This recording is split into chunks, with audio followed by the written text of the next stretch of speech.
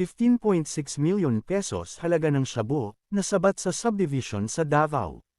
Isang malaking dagok sa sindikato ng ilegal na droga ang pinakabagong operasyon ng mga otoridad sa Davao City, matapos masamsam ang tinatayang 15.64 na milyong piso halaga ng shabu sa loob mismo ng isang eksklusibong subdivision.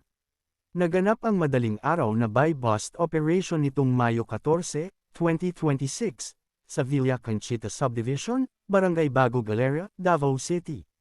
Target ng operasyon ng isang 22 anyos na alias Bay, na itinuturing ng pulisya bilang isang high-value individual.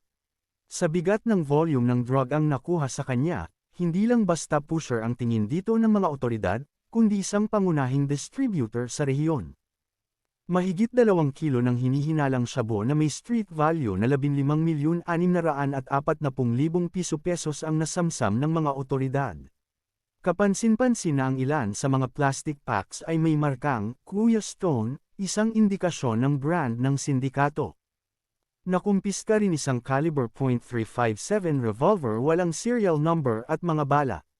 Nakuha rin ang isang weighing scale at ang marked money na ginamit sa operasyon.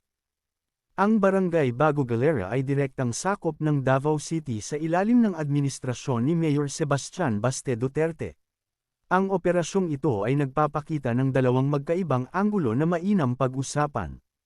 Una, agresibong kampanya. Patuloy ang Davao City Police Office o DCPO at PDEA Region 11 sa kanilang seryosong kampanya laban sa droga sa ilalim ng pamumuno ng pamilyang Duterte, na kilala sa kanilang kamay na bakal pagdating sa kriminalidad. Ikalawa, bagong estratehiya ng sindikato. Ang pagkakadiskubre sa droga sa loob ng isang high-end o sementadong subdivision ay nagpapatunay na nagtatago na ngayon ang mga malalaking isda sa mga lugar na akala nila ay hindi masisilip ng mga pulis. Sino nga ba ang nasa likod ng markang ito? May malaki bang sindikato na nagpapasok ng droga ngayon sa Davao? Paano nakakalusot ang mga ganitong kalaking operasyon sa loob ng mga eksklusibong komunidad? Paano paninindigan ng lokal na pamahalaan ang seguridad ng Davao laban sa mga dayong distributor ng droga?